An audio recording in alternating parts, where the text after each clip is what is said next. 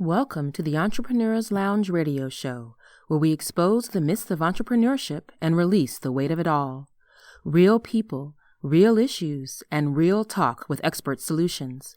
So sit back, relax, and enjoy the show as we welcome our host, Alesha Brown, the Joy Guru. Hey, I just want to drop in with some real tea because I find that so many people have this as a problem. And I know in the earlier years of my life, trying to heal from trauma and abuse, I suffered from it as well. You know, sometimes we can get so fixated on what someone owes us, and they know they did us wrong, and they know they did us dirty, and they know they were wrong. You know, they need to apologize. They need to realize the pain they caused. They. But that is the fallacy of man. That is the perfect recipe and mindset for you to always be stuck and never heal.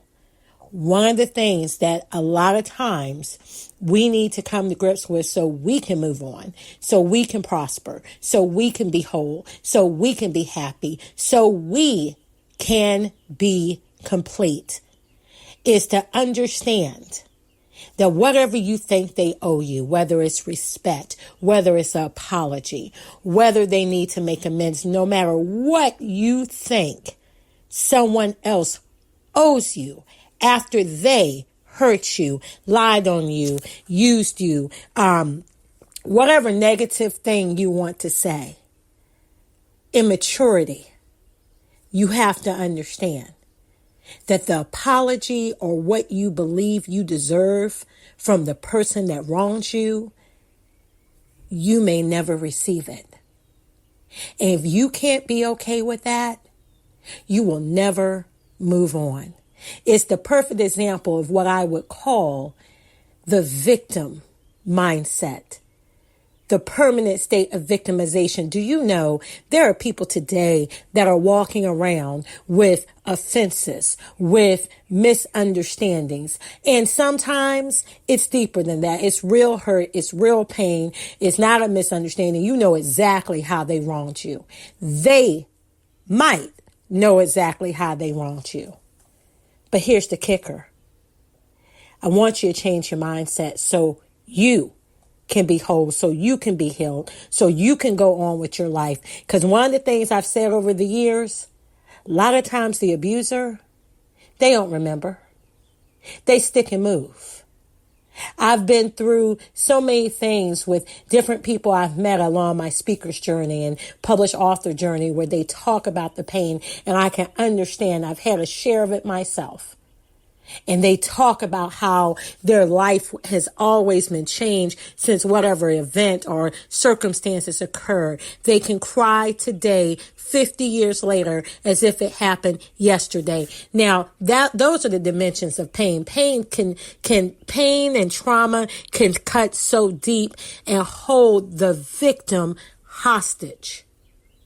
But as I always try to encourage people, just from what I know, not from something I read in the book, my own personal experiences, if you ever want to go from victim mode to survivor, there's some things you got to do. And one of them that I stand 10 toes down on is the one thing that made me transform my life so I could go from being broken to healed and whole. And that is the realization that certain apologies I would never receive. Yes, they wronged me. Yes, they hurt me. Yes, they abused me. But you know what? I was never going to get it.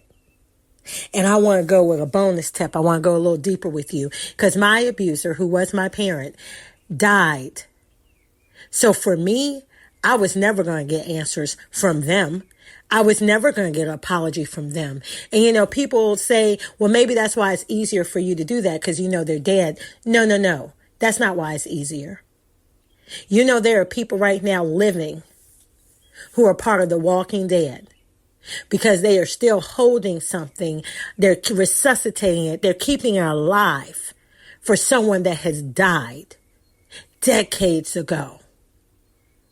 They are holding on. They are holding that person accountable waiting for an apology, almost to the point like that person can resurrect themselves, appear back to you and give you an apology.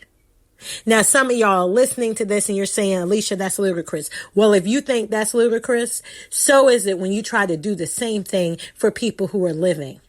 It doesn't matter how much they wronged you. It doesn't matter how much they abuse you. This may be a popular opinion, but this is an opinion and a fact that is going to change your life to those who will receive it, who are going through this. If you don't learn how to move on with the apology that you are owed, that you might never receive, then I'm sorry, my friend, you'll always stay stuck. You'll always stay in a victim mode. You will not go on to survivor. It's a tough pill to swallow. It's a terrible pill to have to swallow. But one of the things I've said on my platform for years and years ago is that if you want to heal,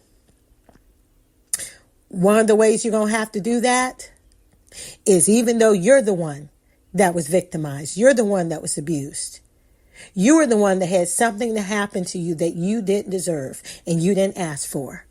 But unfortunately, in that case, you are fully responsible for being able to receive your healing.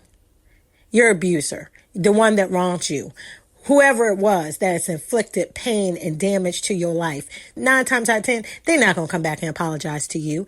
They're not going to admit wrong. And if I be honest with you, sometimes no matter what reasoning, no matter who talks to them, no matter what they say, no matter what evidence they show, there is a dirty secret that some people will never see truth. They will never own up to what they did. They will never think they were wrong. They'll even, if you try to explain logic and evidence, honey, they'll argue with you and put the blame on you. They'll have you so confused, so backward, you'll start thinking that you did something you didn't do. So trust me on this one.